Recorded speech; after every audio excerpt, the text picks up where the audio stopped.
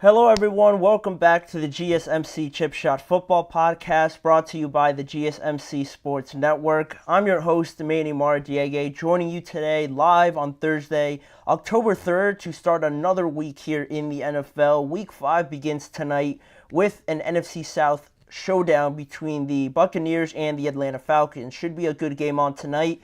We're going to preview that game and everything there is to do with that in a few seconds. Also on today's show, we're going to be looking at a few scenarios, the Dallas Cowboys being one of them, and what their injury situation is looking like with Micah Parsons and DeMarcus Lawrence. Could those two injuries potentially derail their season with their upcoming schedule? And also down the line, we're going to be looking at what Garrett Wilson said and having some potential doubts about this New York Jets offense after their 10-9 loss to the Denver Broncos. That and much more coming up on today's show. So before we get started, as it has become tradition, obviously, I got to remind you of this great opportunity for you guys to get involved with the show. If you guys have any questions, comments, or opinions you'd like to share on anything going on in the NFL or anything I say, please, we want to hear about it. So your input is a big part of what makes this show great, and we thrive on your insights and your energy whenever you guys get involved with the show. So don't hesitate to drop anything, question, comment, or opinion in the chat box. And now, if you want to make it absolutely sure that your message stands out and I see it and it gets featured on the show, you can now use the new super chat feature just by clicking the $ at the bottom of the chat box to send in your super chat. This way, it guarantees that your message gets on the air, and it's also a fantastic way to support our channel, and we rely on your support to keep bringing you the sports content you love, and we appreciate every bit of it. So go ahead and let us know what you're thinking. Hit the super chat button, and let's keep this show as interactive and as exciting as possible. Always appreciate you guys using that super chat feature. I always love hearing what you guys have to say about anything, and I'm sure there's going to be a lot of opinions or a lot of just anything going on with this game we have on tonight. The first thing we're going to talk about is this game between the Bucs and the Falcons. Like I mentioned, NFC divisional game between these two teams. The 3-1 Buccaneers play their first division game actually on the road tonight when they play the 2-2 Atlanta Falcons. And looking at these two teams over their last few games, Atlanta is coming off of their first divisional game and a first division win against the New Orleans Saints last week, 26-24 on a game-winning field goal by Younghoe Koo. And also for the Buccaneers, a massive win, very dominant win over the Philadelphia Eagles to maintain that hold over the division just for right now. And I mentioned just for right now just because this is if Atlanta were to win tonight, it would put them in first place of that division because they'd have the same record as the Buccaneers, but they'd be 2-0 within the division, whereas the Bucs would be 0-1. So that's the tiebreaker there within the divisional standing. So this is a big game for the Falcons to get hold of that first place spot after somewhat of a rough start, I guess, losing to the Steelers at home and then rebounding there, losing another one, then winning another one.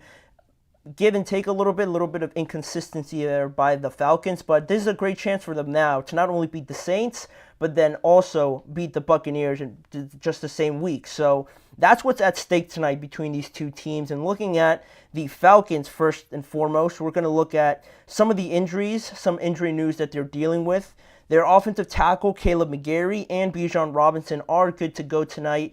Caleb McGarry missed last week's game, or Sunday's game, I should say, with a knee or an ankle injury, if I'm not mistaken. And Bijan, there were some questions, I guess you could say, about a little nagging injury that he had. He didn't play.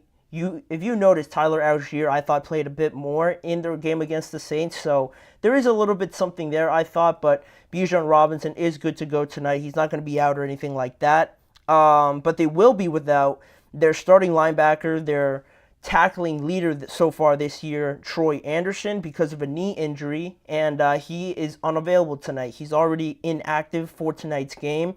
And as much as we've highlighted Justin Simmons and Jesse Bates on this show plenty of times, Troy Anderson has been someone that has been outperforming, I think, a lot of people's expectations, and he's not going to be there tonight. He had a pick six against the Saints last on Sunday. So he's going to be a big miss, like I said, tackling leader for this team. So how they sort of plug that hole will be interesting to see.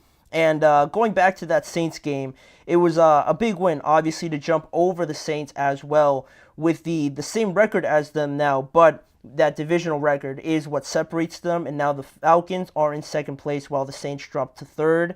And breaking down some of these Falcons games, right, and kind of getting an idea of what kind of team they are, I guess you could say. What could we expect tonight? Looking at them, one of the things that jumped out at me most was that they've been in a lot of close games, a lot of one-score, two-score games, basically. 3 of Atlanta's first 4 games have been decided by 5 points or less, and they've all been decided by 1 score, technically, because the Steelers game is their biggest loss by 8 points, but still technically 1 score, right? You score once a touchdown, and then you convert the 2-point conversion. So all these games have been decided by 1 possession or less, and 3 of them have been decided by 5 points or less thus far.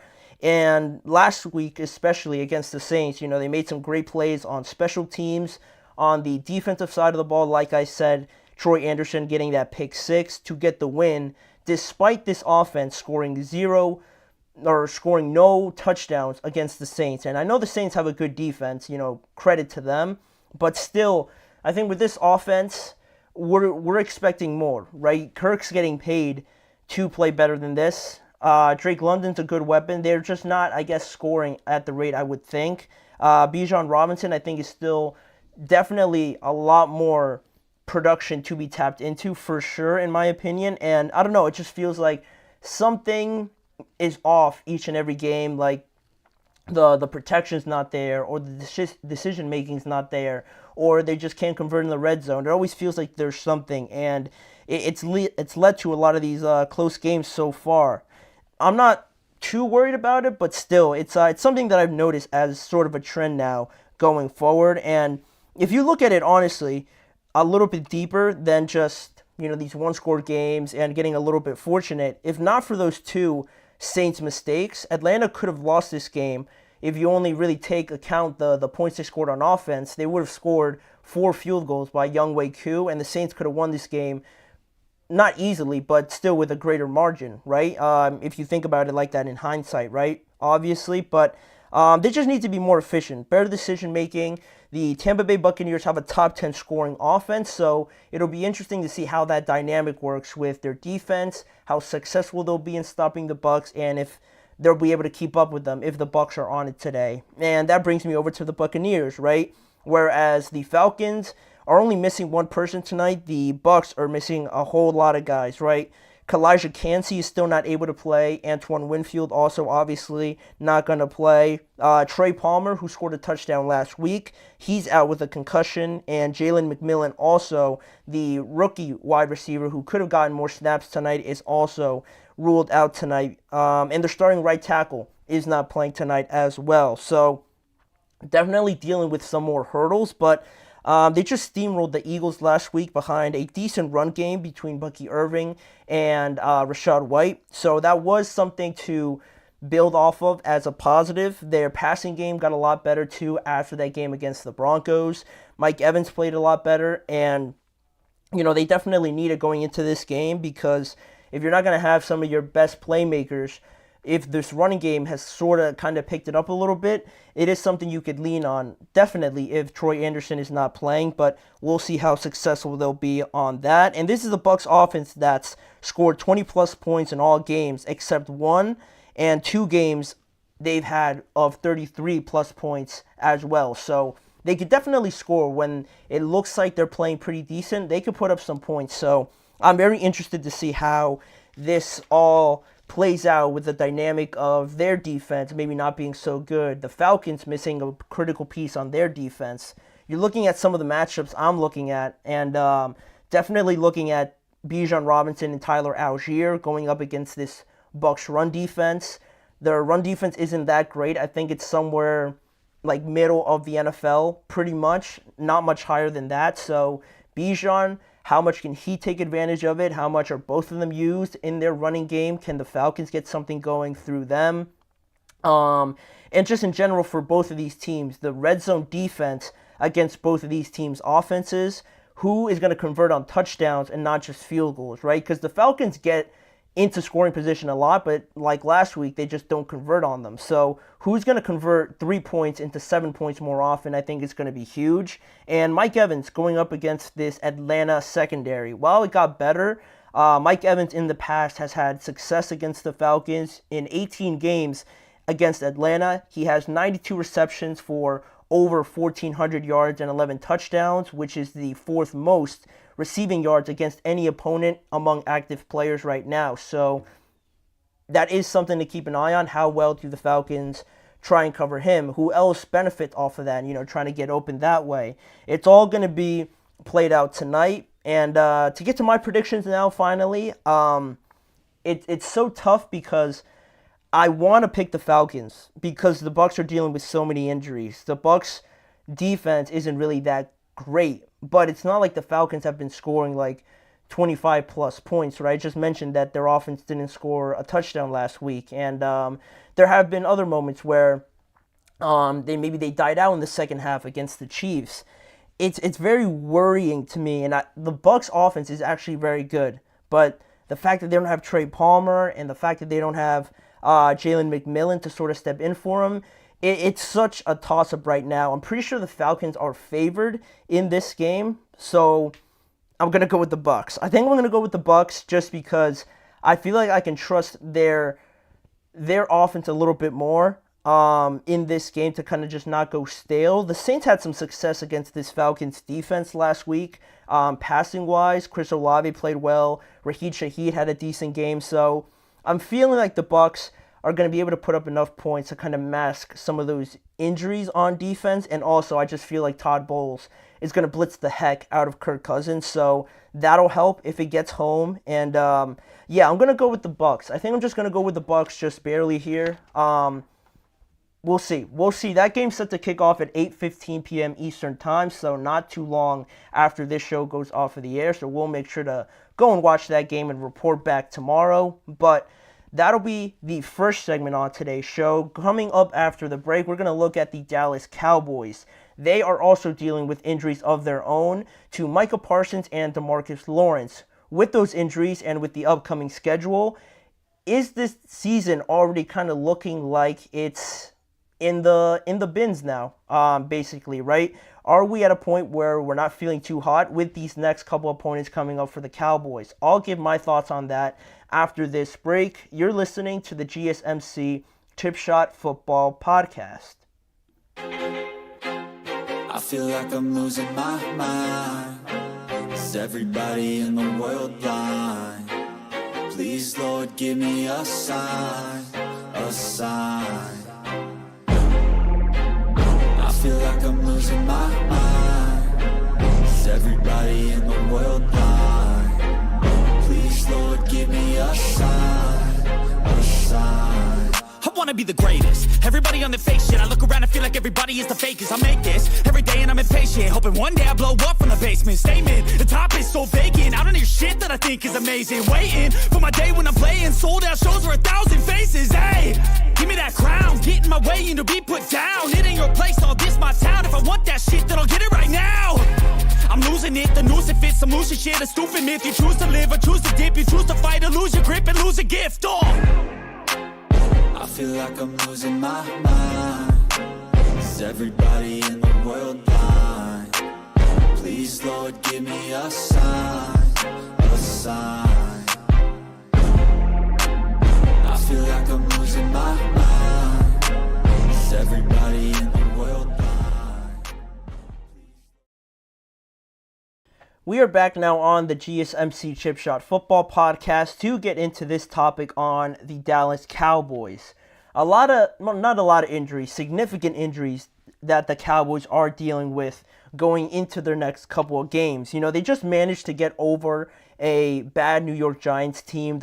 The score was closer than it really should have been. 20-15, it was exactly last Thursday when the Cowboys went over to MetLife. They beat the Giants, and with how CeeDee Lamb performed, with how that offense was, moving the ball pretty well, and how people viewed this game as sort of a get-right game for the Cowboys after they lost to the Saints and how they lost to the Ravens. This was a great opportunity for them in a lot of people's minds that they could go out there, smack the Giants around, and it could get some more confidence boosted into them. But, it was only a 5-point game. Now they're 2-2, which is great, but now it's kind of crazy to think that we're entering into the hardest part of their schedule, where this game should have been that confidence booster, right? I felt like a lot of people walked away thinking nothing new about this Cowboys team, or maybe even feeling worse that they only beat the Giants by 5 points. And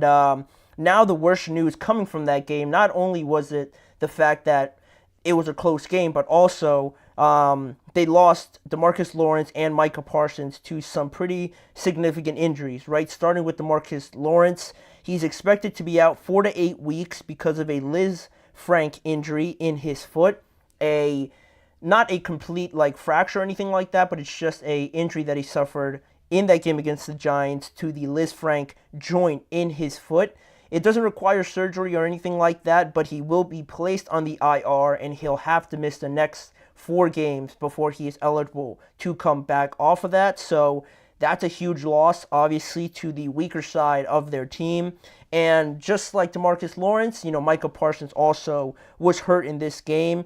It looked like he got his ankle rolled up on against the Giants and he was sort of carted off. And it said that he is dealing with a high ankle sprain. And I think he was seen with a walking boot at some point this week and sort of riding around on a scooter as well. So, high ankle sprains, any sort of ankle injury are always kind of weird. And you don't really know how, it sounds kind of weird, just how fully fit they might be. They might be eligible to come back, but it always is one of those injuries, like a hamstring injury or something like that, that just makes me nervous. Because it always feels like within a season, with the wear and tear on the ankles, the tackling and everything like that, and obviously the high intense running with a hamstring injury, it always feels like it could just pop up at any given moment. So that's what makes me the most nervous about the Micah Parsons injury, even if he might come back earlier than DeMarcus Lawrence.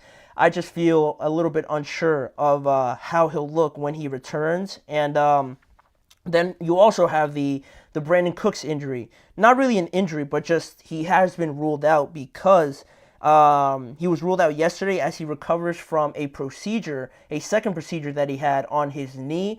The first procedure, follow me here, was last week against the New York Giants. After the game, he stayed in New York to have a procedure to kind of address an issue in his knee that he was dealing with during training camp. But when he returned to Dallas a few days later, there wasn't something really sitting right. He had a second procedure, and there was actually an infection in there from the first one. So after he went in there, got it all cleared out, he has been ruled out because of that second procedure. So it's not like a muscle injury or anything like that. I expect him to be out at most.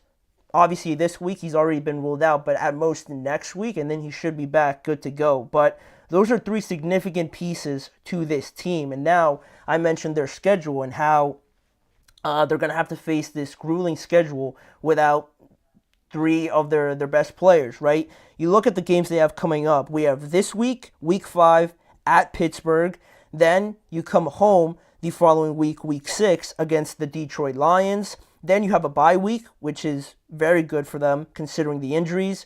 Then you come back and you travel to San Francisco to take on the 49ers.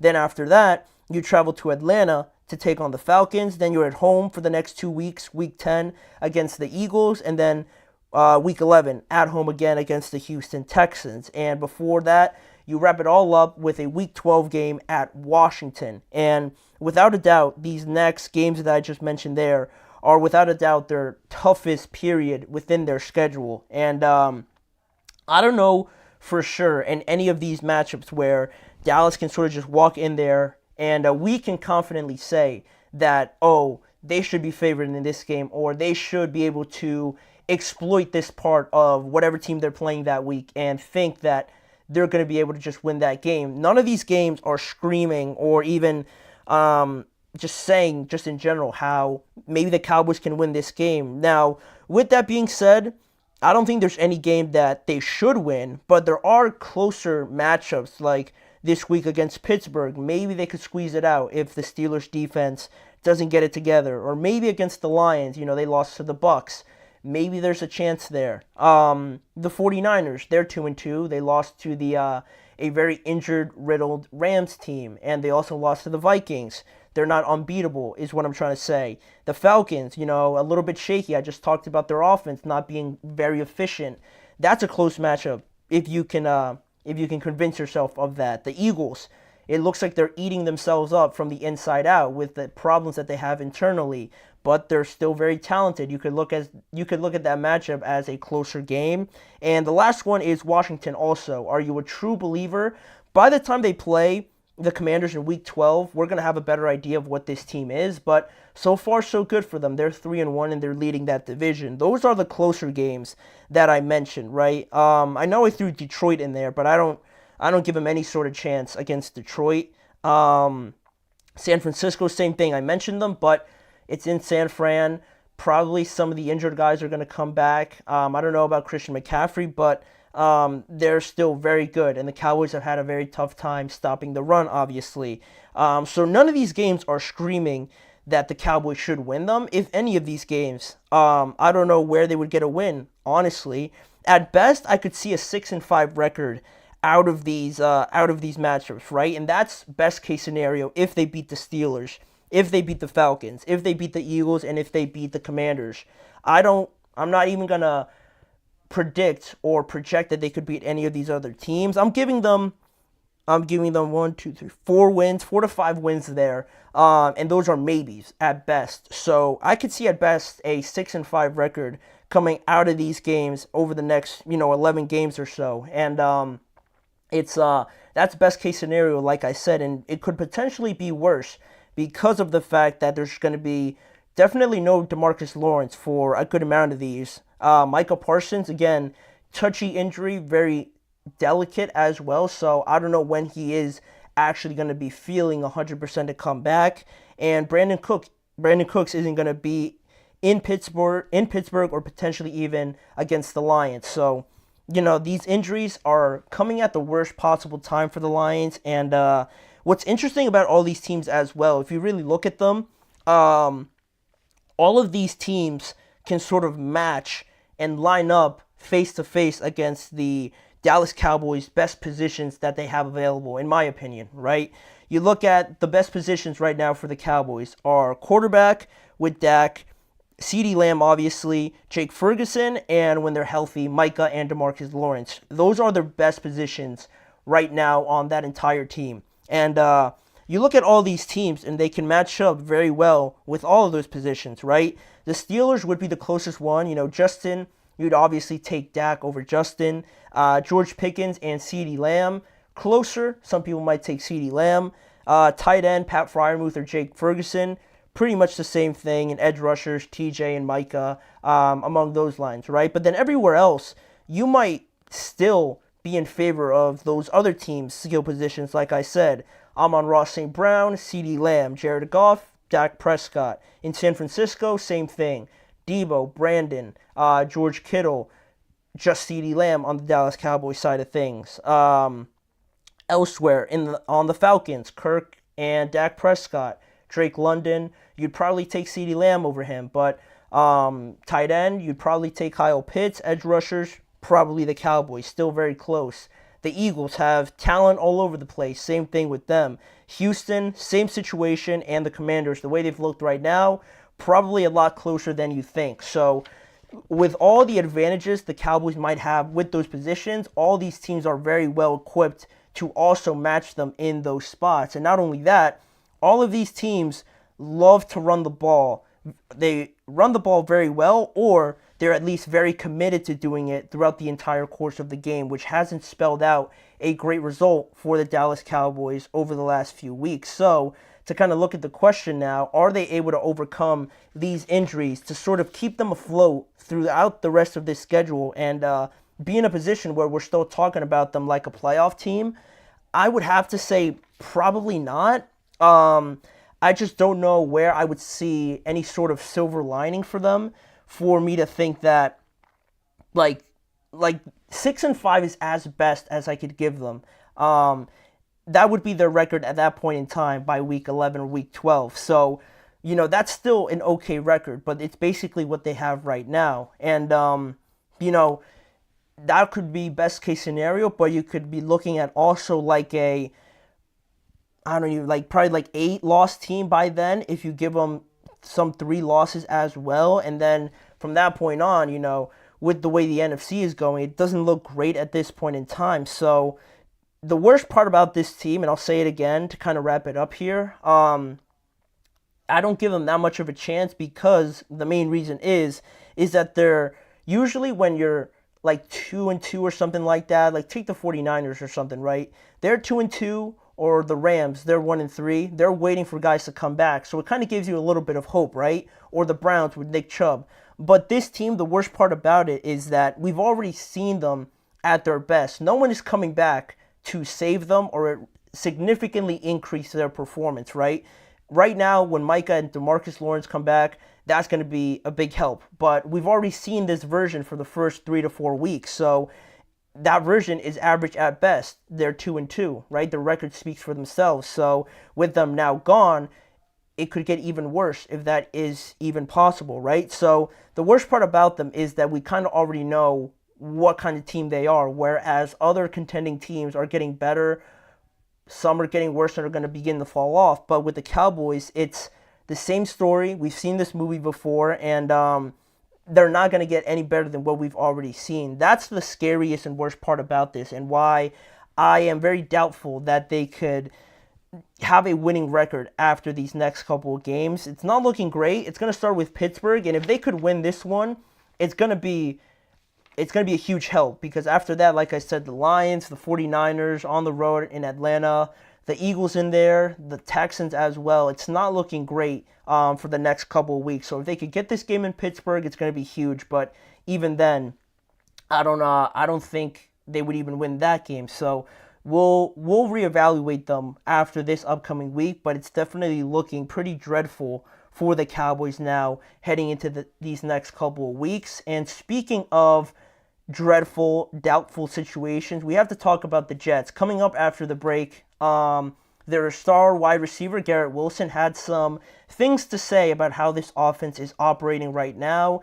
He talked pretty openly on a radio show this week about this offense and their lack of creativity. So we're going to go into what he said and how worried should we be, and whether or not he's right to be worried about this Jets offense. So that is coming up in just a few seconds. We'll be right back. Looking for your daily fix of sports talk without having to pay for it? GSMC Sports Network is available on YouTube. Just search GSMC Sports Network. Get your fix of daily sports talk shows on YouTube, absolutely free. NFL, college football, NBA, MLB, MMA, UFC, fantasy football, and so much more. GSMC Sports Network has shows running all day long, with new sports shows starting every 2 hours. Just like on your favorite cable sports channel, except GSMC Sports Network is absolutely free. Just search GSMC Sports Network on YouTube to catch one of your new favorite shows, like the GSMC College Football Podcast, Chip Shot Football Podcast, Hoops and Heels Women's Sports Podcast, GSMC Basketball Podcast, and so many more. Check it out for yourself. GSMC Sports Network, now available on YouTube absolutely free. Search GSMC Sports Network on YouTube right now.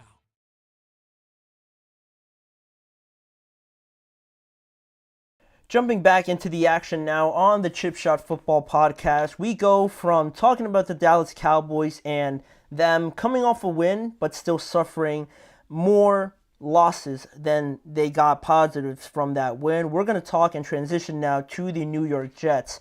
They're coming off of a loss, but still, it hasn't really looked exactly how we would have thought it would so far for the New York Jets, right? When Aaron Rodgers comes in, obviously we're thinking massive improvement, significant control and command of this offense where we haven't seen anything like it from the New York Jets over the last few years. And, week one went as it did. You're in San Francisco against a Super Bowl reaching team in the 49ers consistently over the last few years.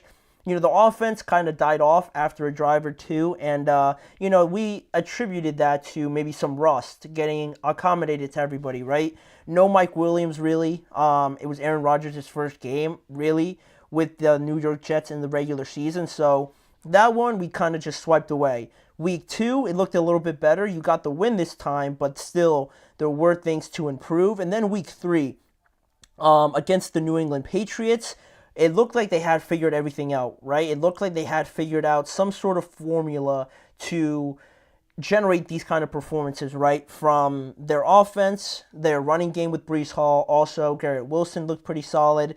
That's where or at least that's where I thought we were going to be going throughout the rest of these weeks with the New York Jets. Anthony Manzano, in your honest opinion, what is the earliest you think a player should come back from an ACL injury like Jalen Phillips had last year? Because I felt he came back way too soon, and also they might be getting Davante Adams apparently. On Davante Adams, they certainly need him. I don't know if he's going to help out that quarterback situation. I know Tua's probably going to come back, but they still have Odell Beckham to come back too. So I don't know how they'd all make that work and what they'd be willing to give up. A second-round pick for them, maybe. I mean, no one's going to say no to Davante, but I don't think he'd go there. Or I don't think they'd offer the Raiders a better package than some of these other teams. And in terms of an ACL, yeah, Jalen Phillips definitely came back a lot earlier. I would agree with you than I thought. And I honestly thought that he probably was going to come back and miss maybe the first 4 weeks, if I'm being honest, because I think he got hurt around like Christmas or something like that, right? Or like November. So to come back before the season even started does seem a little bit rushed, but I would definitely have said at least a year or like 10 months or something like that to come back as quickly as he did. He ruptured his Achilles, so I guess that's the difference. But even still, way too early, I would agree with you. And that just felt like a devastating blow, as if they needed anything else to kind of go wrong, right? No, the Jets might get Davante Adams. Yes, all right, I got you. Yeah, the Jets will definitely get him. I think that one's way too obvious to not happen, right? Rodgers has mentioned it. Davante keeps getting asked about it. And of course, the Jets need him the most right now because they're the most win now team. And with what I am gonna talk about with Garrett Wilson, it's gonna help their offense out a lot because of the fact that the relationship there with Davante and Aaron, and they already have Nathaniel Hackett there. They have Alan Lazard there. So bringing in Aaron Rodgers' best friend is gonna make this go a lot smoother of a transition than it appears to be going right now. And also, the worst thing that could happen is that he goes somewhere else, and then Aaron Rodgers is pretty, ticked off about that, and you don't want that getting in the way of anything, right? So I think it's too obvious for him not to go to the Jets at this point, but it's just a matter of when, right? And yeah, he got injured Thanksgiving, so I would have at least thought he was going to come back in October. So, regardless of how that procedure went, he obviously felt good enough. I'm sure he got the medical green light to come back. So I don't know. Those are always varying, ideas, opinions on how and when a player should come back. I would have held out longer, but the Dolphins definitely needed him to come back. So now, sticking to the Jets, off of your question about Davante and the Jets also. Garrett Wilson had some interesting things to say about this offense, right? Because we've looked at it so far, and this loss to the Denver Broncos did not look good at all. There was no run game. Aaron Rodgers missed some throws. The weather was bad, but that's really no excuse because they had extra time to prepare, not only for any quarterback, for a rookie quarterback. And I know they missed some field goals here or there and things like that, but it's a game you have to win. It's a game you have to win. Do you think that means the Jets don't believe that Garrett Wilson is a number one receiver if they're trying to trade for Davante Adams?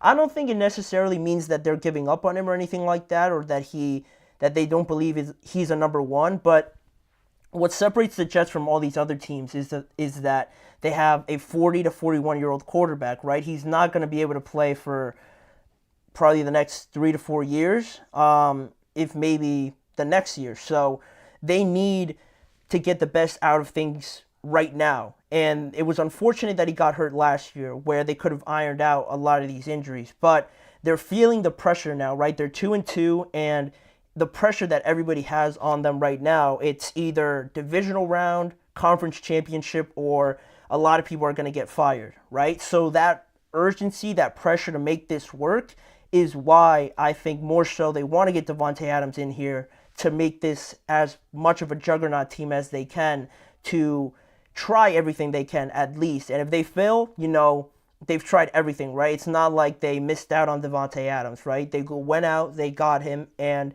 if it doesn't work out still, you did everything possible to make it work out.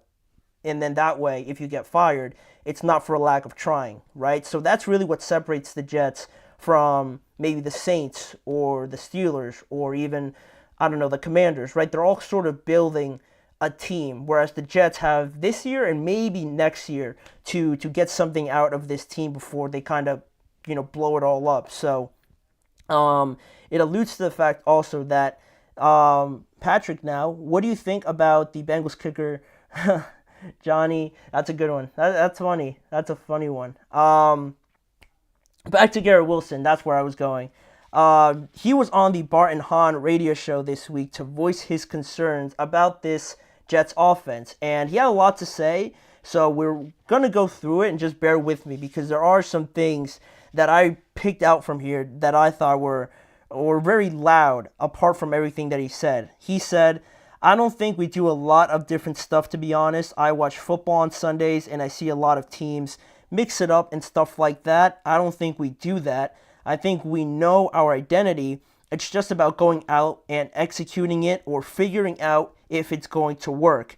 I don't think we're trying a lot of different things. I know personally my route tree hasn't been what it has been the last 2 years as far as the stuff I've been running. It's just about figuring out if it's the right identity and whether it's going to win games." And it's a lot of things I pulled out from that, but to go back to you guys a little bit off topic with the reports coming from Adam Schefter that Tua probably is going to come back week 8 with the serious concussions he had.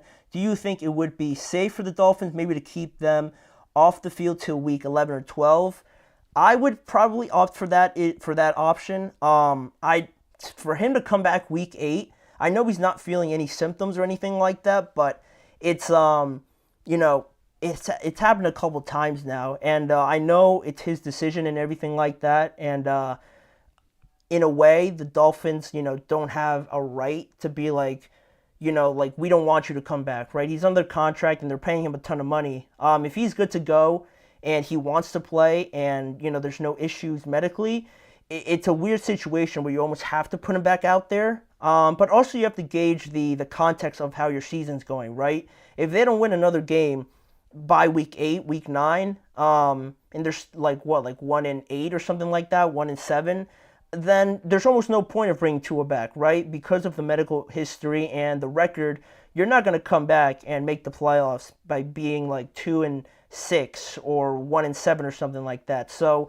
that's also going to be an important factor. But keeping him off the field till week 11 or 12, that's going to depend a lot if they're able to win a couple of these games with Tyler Huntley or anybody else that they want to throw back there. So that's still, to be determined right now as of Tua and when he should come back. If they're competing and they have a chance, then you have to think about the idea of how quickly do you bring him back to get better and not just be teetering right now on whether or not you're performing well and how close your quarterback can come back as well. So that's kind of where I stand on that. And, Garrett, some of the important things he said out of this entire statement was the fact that the part where he says it's just about going out and executing it or figuring out if it's going to work. And that, to me, all it's saying is that he has serious doubts about what they're doing is actually efficient, is actually benefiting them as a whole. It's one thing to say that it's just taken a while for us to get acclimated. It's a whole other thing to say that maybe he's doubtful that they're even doing the right thing, right? That's what I took from that. And also the part where he says, my route tree hasn't been what it has been over the last 2 years. And if you really think about that, Nathaniel Hackett was there last year, so it's not really solely on him, but the idea that the route tree and his production might be different or even worse than it has been the last 2 years is insane, because he's had Zach Wilson, and I don't know if he's had Zach for 2 years or maybe just 1 year, but regardless of the fact, he has Aaron Rodgers now. And for these injuries to be popping up right now when your quarterback is 10 times better than the situations you've had before is a problem, right? You can't have Garrett decrease in a role when you got that much better with your quarterback and Aaron Rodgers, right? I'm not going to sit here and freak out about the situation like it's done, like they're not going to get this together.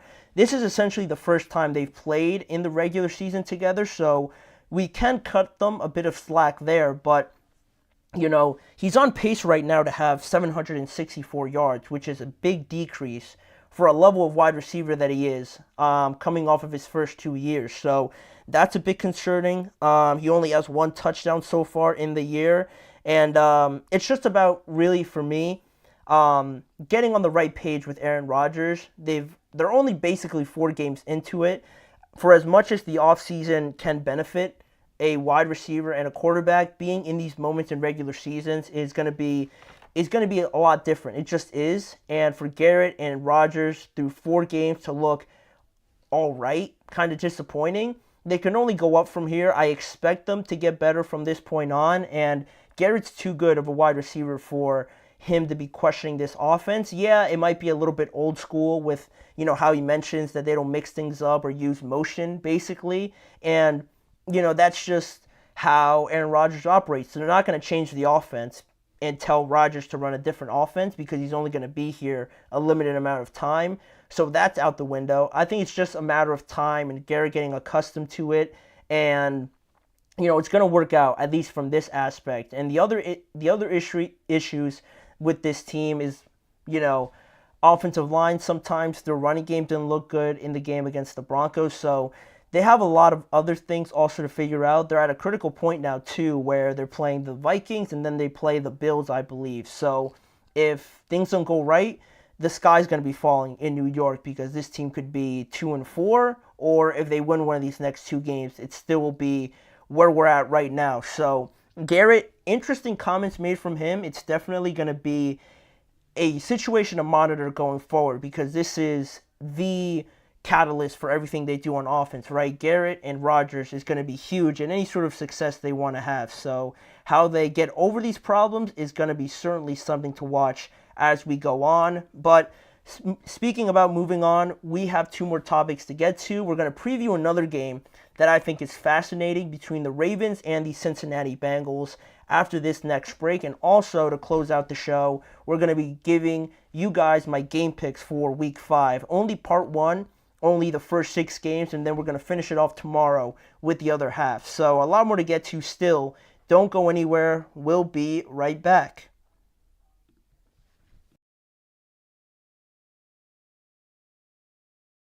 For the best and latest podcasts available anywhere, go to the podcast app on your cell phone and type in GSMC to access free content-rich podcasts on health and wellness, book reviews, sports, entertainment, relationships, social media, movies, technology, finance, and even weird news. Subscribe and download the GSMC Podcast Network's family of shows, available everywhere podcasts are found.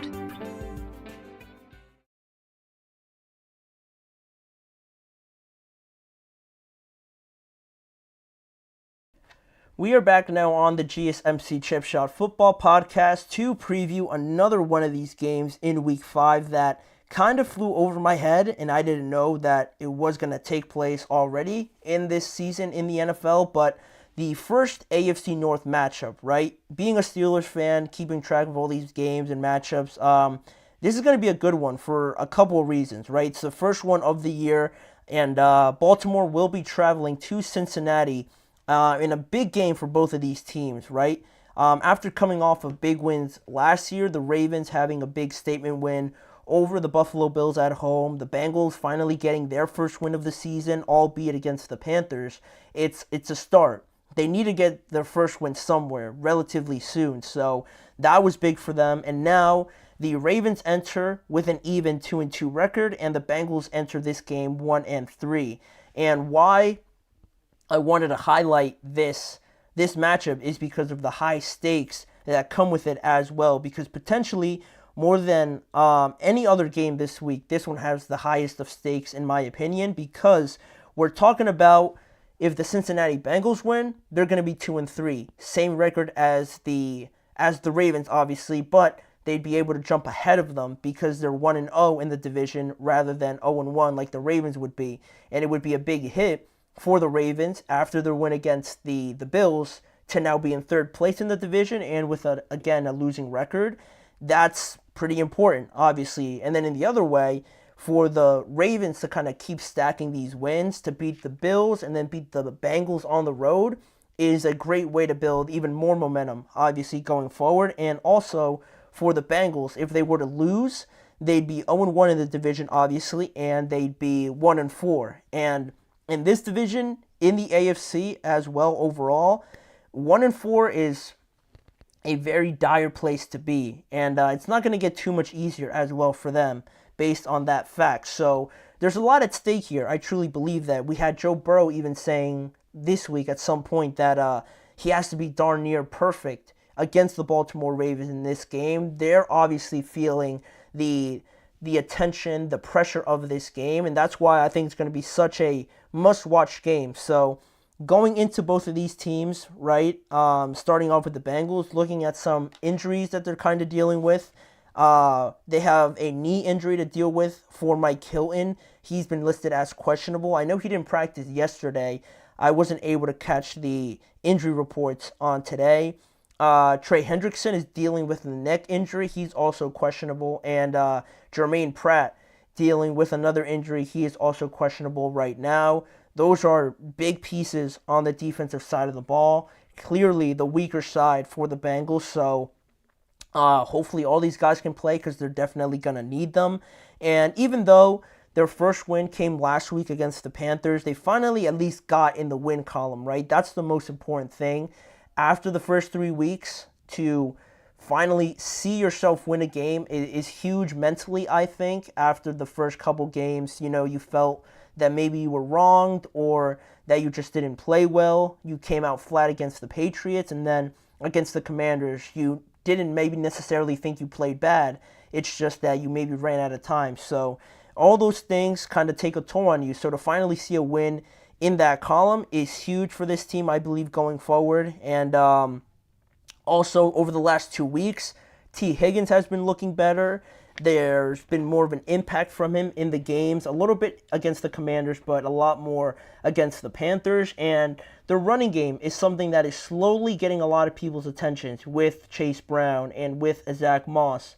That seems to be the best piece of news from last week and also the game against the Commanders, that they did lose, but it was a positive sign for this team because there hasn't been a real running game to complement Joe Burrow in week 1 and week 2, but then in week 3 against the Commanders, they had 124 total rushing yards. They lost, but it is a better sign. Then they had 141 rushing yards total last week between Chase Brown and Zach Moss. So against the Ravens, you can't be one-dimensional. You just can't be all about Joe Burrow, all about Jamar Chase and T. Higgins as well. They're not really going to get anywhere doing that. The more you can involve these running backs and the more you can have a well-balanced game like they had against the Chiefs, I think is going to bode much well for them in this matchup. And again, huge stakes, obviously, because of the record with a win and the record without a win. You could significantly get better and closer to these other teams or really be further back from not only the division but the entire AFC. Not a lot of teams are or have 4 in the losing column already. I only believe it's the Jaguars up until now. A couple teams are 1-3, but you don't want to be grouped up with them. So that's why this game matters so much for the Bengals. And now looking at the Ravens, they're coming in relatively healthy. They're not really dealing with too much in terms of injuries. All of their big-name players should be good to go. And now it's crazy how this dynamic flips, right? Because before you had people sort of worrying them of what kind of team they were going to be, their identity, and whether or not, this Derrick Henry trade or scenario was really going to flourish as we believed it would be. But now, a couple weeks removed from that, we're talking about them being the best team in the NFL now, which is it's crazy and it's awesome talking about the NFL and how everything switches from week to week. But still, yeah, it's just crazy how that whole narrative and idea has turned on the Ravens, and to their credit, right? Because they've made people change their mind now and realize that they're pretty much still the same team that they were last year, and they got better adding Derrick Henry. And now, off of that mention of Derrick Henry, you had the win last week, and not only last week against the Bills, but also against the Cowboys and how dominant they were with that running game. It's made their defense look a lot better, and that's really what I loved seeing and taking away from those games, right? Because not only did the offense finally click, but also I was having my doubts about this defense a little bit, right? Why were they continuously giving up big leads? How did they lose to the Raiders? Were they going to let the Cowboys come back on them? It was looking a little bit shaky how easily teams were moving the ball on them, but I think finding this new method, idea with Derrick Henry and how much you use him throughout the entirety of the game, it's helped out their defense a lot. Kyle Hamilton's making some plays now more. Their corners are playing a lot better, shutting down all the Bills wide receivers last week. So I think those go hand in hand, very much so, with how this defense plays when they're running the ball very well, obviously, or how they look when their offense isn't really getting anything together and they're on the field a lot more often. So that's really what I love the most about watching the Ravens over the last 2 weeks. And also, the stakes for them, like I mentioned before, it's either go back to being under 500, or you get closer, one game away basically, to the Steelers and potentially taking the lead away from them. So that's what each of these teams are playing for. And now with that being said, we're going to look at some of the things that will determine this matchup, right? With some of the matchups directly. The first one being the Cincinnati defensive line, obviously going up against Derrick Henry. The Bengals are dealing with some injuries there. I don't know if their defensive tackle is necessarily going to play in this game. I know he's been out the last couple of weeks, so we'll see if he's able to play. Trey Hendrickson, I mentioned, has a neck injury, so whether or not he's going to play. Jermaine Pratt also is another one, very much going to be involved against Derrick Henry. So how do all those guys look, and are they able to make it to this game? And can they stop Derrick Henry is ultimately the question. That's going to be a huge matchup. Who's more successful in that? Then also, with the Bengals, predominantly, I think, still being a pass-first team, the matchup between T. Higgins and Jamar Chase going up against the Baltimore Ravens defensive backs like Nate Wiggins, Marlon Humphrey, and these guys, how do they match up well against them, and can they stifle them like they did last week against the Buffalo Bills? A lot, because their offense jumped up to a huge lead, so that kind of plays along with that factor. And also now, what I found also as a takeaway from that Bills game was the amount of pressure that Baltimore defensive line had on Josh Allen. They did a very good job of still keeping him contained and forcing him into a lot of difficult throws. He made a lot of them, but those are throws that you kind of just live with. So can they do the same with Joe Burrow now and make him uncomfortable, move the pocket for him, make him have lapses of judgment with pressure in his face and him just trying to get it away? All of those are going to be important factors in this game. And now, looking at some of the questions sort of that kind of transition off of these factors are which running game will be the more dominant and have the most time of possession. That's something I'm interested in seeing. While the Bengals are just now getting the running game going, Derrick Henry, obviously, and how well he's played so far, it's going to be fascinating how much the Bengals stick with the running game, how much do the Bengals stick with it if they find themselves down. All of that is going to be super interesting to watch. Then also, we have to mention the performances of Lamar and Joe Burrow, two of the best quarterbacks in the NFL. Which quarterback is going to do enough or potentially more to kind of help their team in this game and kind of lead them to victory? We saw Joe Burrow play one of, if not his best game of the year against the Chiefs in that direct matchup against Patrick Mahomes, and they were the better team.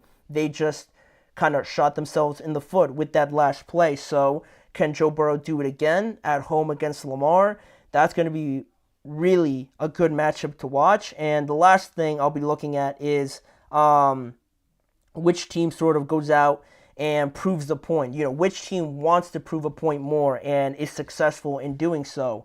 Essentially how each of these teams win is something I'm going to be looking at, right? Whether or not the Ravens can stack 2 wins against 2 good teams, or if the Bengals want this win bad enough to go out and shock everybody by beating the Ravens and close that gap, have the same record as them, and get closer and be in second place now actually in the division. Which one of these teams is going to want it more? But with that being said now, on my picks and who I think is going to win this game, I think I'm going to go with Baltimore because of my doubts with the Cincinnati Bengals defense. They allowed 104 rushing yards to Chuba Hubbard, 108 rushing yards total to the Washington Commanders, and 90 rushing yards to Isaiah Pacheco over the last 3 games. And all those guys are great. None of them are Derrick Henry, obviously, right? So, you got a different beast coming in here in Cincinnati, and you haven't been too successful against the other guys, so I can't imagine you're going to be better against a better running back and a run-heavy team. So that's really the main idea with this, and I just feel like the Ravens defense has kind of found themselves now after last week's performance, and holding the Buffalo Bills to 10 points, I think, was a resounding, turnout and statement made there. I like the Ravens defense obviously a lot more, and like Joe Burrow said, I feel like the Bengals have to be perfect in this game where it doesn't leave a lot of margin of error, and I think the Ravens are going to force them into spots where that margin of error, that discipline that they have is really going to be tested, and I just don't know if they're going to be able to keep it throughout the entire game and be perfect the entire game to muster out a win here. So with that, I feel like the Ravens just have a slight advantage off of their last win and how Derrick Henry looks. I'll take the Ravens in this game. Unfortunately, the Bengals will fall to 1-4, and with the easiest schedule in that division, it's shocking pretty much. But that's who I'm going with. And on that topic, on picking games, the last segment we have on today's show are some of my game picks for Week 5. We're going to go through about 6 games here to close out the show and tell you who I'm picking to win in this game and why that is. So make sure to stay tuned for this last segment. We'll be right back in just a few seconds.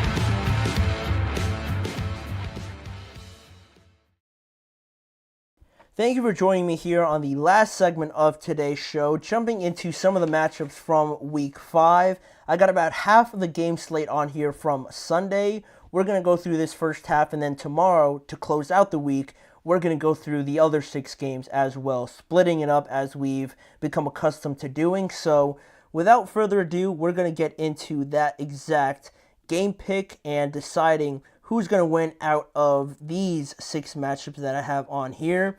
These are the first 6 that we're going to go through, and starting off on the top left, we're going to talk about the Packers and the Los Angeles Rams. More high-stakes games for this one. Like we just mentioned with the Ravens and the Bengals, there's some high stakes in this one as well. The Packers trying to keep pace with the Lions, who are looking impeccable, at least on offense. The Vikings are still perfect on the year, so trying to keep pace with them, not falling too far behind them, is going to be huge. They stand at 2-2 right now, and the Lions are 3-1, obviously, and the Vikings are 4-0. London against the Jets, so I'm expecting them to win that game. You don't want to fall too far behind here.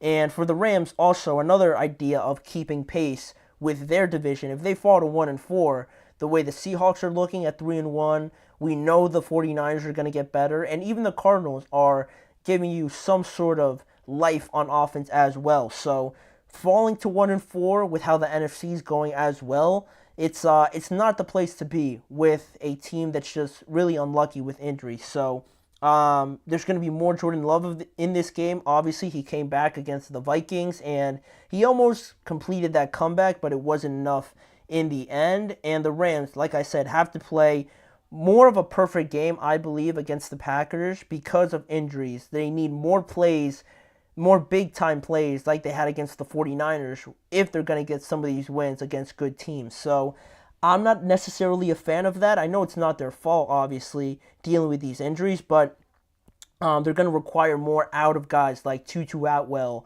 and Whittington and Demarcus Robinson and guys like that. A young defense as well. I think it's too much to ask, almost like it was for the Bengals, and having to be perfect. It's not going to be a consistent thing in the NFL. So for that reason, I'm going to go with the Packers to win on the road and kind of take advantage of that young defense and be more efficient with the ball, specifically Jordan Love, and keeping it and not turning it over as much. Then moving down the line, the Pittsburgh Steelers hosting the Dallas Cowboys on Sunday Night Football. I believe this is the first time these two teams have met on primetime on Sunday night, so that's pretty exciting, adding to the allure of two of the biggest franchises, if not the two biggest, in the NFL over its history. So that's the intrigue of it. And, the Cowboys are coming off of an extra period of rest, but it's ironic how they're dealing with more significant injuries than the Steelers. We mentioned that in the second segment. And, just somehow they're more injured. DeMarcus Lawrence is on the IR. Micah's dealing with that high ankle sprain. And, with that being the case, not looking favorable for them, CeeDee Lamb and Dak have been pretty well, have been pretty impeccable, at least last week against the Giants. So they have some momentum going there. It looks like they figured that out. And the Steelers, on the other side, are coming off of their first loss, more so on their wrongdoings than I don't like to take credit away from the Colts because they did play a great game, but I felt like if there wasn't that fumble by Justin Fields or George Pickens, and their defense could have made one or two more stops, that unnecessary roughness call on Minkah Fitzpatrick was as bogus as you can get in the NFL. If one of those things swings their way, I think we could be talking still of about a 4-0 team, but that's in the past now. Justin Fields is playing better, and with the Steelers needing a bounce-back game, especially from that defense, and the Cowboys being pretty one-dimensional, I feel like I like the Steelers more in this game. The next couple of games for the Cowboys are rough, so they have more of an incentive to win this one, but I just feel like they're down too many players in Pittsburgh as well. I like the Steelers to win and move to 4-1, while the Cowboys fall to 2-3. Vikings. It says the Jets are at the Vikings, but both of these teams will be playing in London. Kickoff is at 9:30 a.m., Eastern time. So we're going to have to get early to see this game. It's definitely one you don't want to miss for a couple of reasons, right? The Sam Darnold revenge game in this matchup, right? The team that drafted him, the team that gave up on him, the team that didn't support him well enough and just, gave up on him, as simple as that. Now look at him, right? Now look at Sam Darnold and where he's at, leading one of the only undefeated teams still in the NFL in 2024. You couldn't have wrote this script and have people believe you back when Sam Darnold was drafted. You just couldn't convince anybody that this was going to be the case, but this is where we are now. The Sam Darnold revenge game is what we're going to see in this game. The Jets coming off of an ugly loss like we talked about to the Broncos, and ugly as well after the game, talking about this nonsense about cadences and Garrett Wilson and what he said and how we talked about that. It's a weird spot to just be with the Jets, right? Because they're only 2-2, and it feels like they're like 1-3 or something with some of the things that were said afterwards. But I guess that's what you get with being in New York, right? It's a lot crazier there with the expectations. And, I just feel like in this game, it's going to come down to which team sort of executes on their game plan a lot better. How well does that defense play against Aaron Rodgers? Can the Jets clean up their penalties and not harm themselves in this game? Because if they do that, they're going to beat themselves, and then the Vikings are just going to beat up on them a lot more with how well they play. So it's an interesting matchup, Sam Darnold against Aaron Rodgers, and I just feel like right now, looking at this game, I know it's in London, the Vikings are playing as good as anybody. Sam Darnold and Kevin O'Connell especially, and even Brian Flores, are both coaching arguably better than anybody in the NFL. So that's why I like the Vikings in this game. They haven't really shown me anything where I'm thinking, oh, well, maybe, like, that could go wrong. I haven't really seen too much of that. So I like their chances against the Jets in this one. The Jets are still trying to figure things out. So give me the Vikings. Then we talked about this matchup with the Ravens and the Bengals just now. I went with the Ravens just for the idea that the Bengals defense doesn't really convince me too much. So I'd like the Ravens to go on the road, continue their dominance with Derrick Henry, and win this matchup and go to 3-2 on the year, win 3 games in a row, and have a positive record for the first time this year. Then the next game, the second to last one here, a divisional matchup between the Colts and the Jaguars. It's going to be the second AFC South game for both of these teams. Both of these teams have already played the Houston Texans, and they've lost to the Houston Texans as well. But the Colts, on the positive side of things, have done very well to rebound with big wins against the Bears. Their defense played well, and against the Steelers just now, getting a big win without their starting quarterback. So and they have some players injured, so they don't have their full roster back yet. So that's pretty exciting to kind of hold off on. And it's been the opposite with the Jacksonville Jaguars, right? Hasn't looked clean. It looks like they just lack the game plan, the execution, and really the personnel to compete in a lot of these games. But it could be as dire of a situation as it is in Week 5, because I mentioned the Bengals being 1-4 and how bad that could be. If the Jaguars are 0-5 after suffering another loss in the division as well, it could be as bad of a spot for anybody. If they're 0-5 and they're 0-2 in the division, if that happens, Coach Peterson may lose his job right after that game, and they might just pack it up, honestly, right after this game. If they start 0-5, 0-2 in the division, they might just close up shop, and that'll be it for the Jaguars in 2024, honestly, because the Colts could be 3-2. I know the Titans are 1-3, so it's not that far off, but still, I can't imagine them just completely flipping it and going the other way. So that could be something to watch out for, and that kind of alludes to my picking the Indianapolis Colts in this game. I was impressed a lot by watching them last week. Their offensive line, very, very good.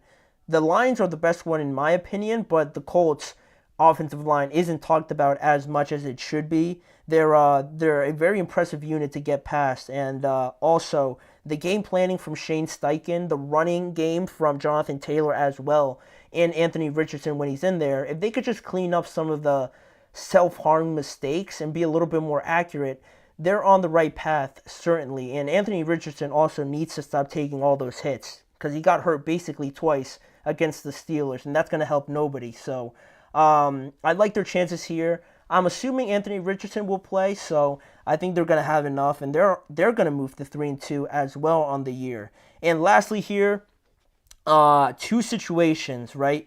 Talking about bad situations, we have another divisional game, the Dolphins and the Patriots in this one, tied for last place in the AFC East. So there's clearly a lot to clean up on both of these sides. The efficiency on offense, the Patriots just losing their center, David Andrews, for the entirety or the rest of 2024.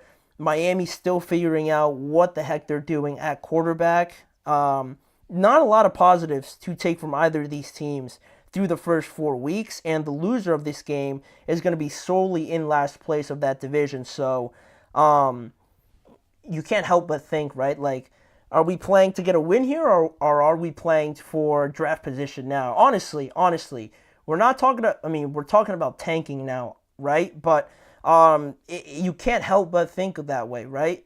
Because the Dolphins, what is Tua going to be when he comes back, right? And where are the Patriots going to be if they win this game anyway, right? Are we going to think that they're going to flip the script or anything like that? Probably not. Both of these teams are 1-3 in this divisional game, so as much as teams want to get the win, and it would help like a young head coach like Gerard Mayo, right?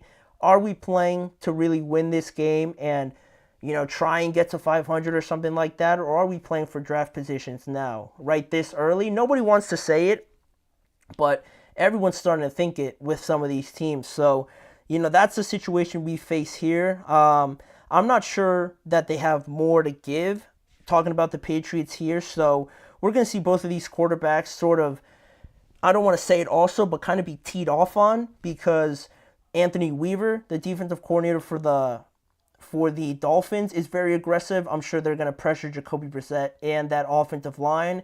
And likewise, Gerard Mayo on the other side, they're going to pressure the heck out of Tyler Huntley as well. It's just going to be which team gets themselves in better situations and can execute it and maybe win. This game could end up being like 12-9 or something like that. With that being the case, though, I'm going to go with the Dolphins to win this one. They just have better skill players, better talent to lose again. As bad as they looked, and they looked really bad on Thursday, or on Monday, excuse me, they have Tyreek Hill, they have Jalen Waddle, and their defense still has very impressive players. The Patriots defense is very good, but offensively, I think the Dolphins should be able to produce a little bit more because they have better weapons simply. So I'm going to go with the Dolphins, and that's all the 6 games that we have, and that's going to wrap it up for today's show. Thank you guys for sticking to the end here. Make sure to like, follow, and subscribe to the show as well, and follow the network on all forms of social media. If you want to catch more of this show, check out both YouTube channels for a lot more content around the NFL in a variety of different ways, not just full shows, but different ways to watch all the topics we talked about on the show. And lastly, make sure to tune in every weekday at 6:30 p.m. Eastern Time for more discussions, coverage of the NFL with me, Manny Mardiege, as your host. Go out, watch the football game, come back tomorrow at 6:30 p.m. Eastern Time, and we're going to discuss everything and our reactions from tonight's game between the Buccaneers and the Atlanta Falcons.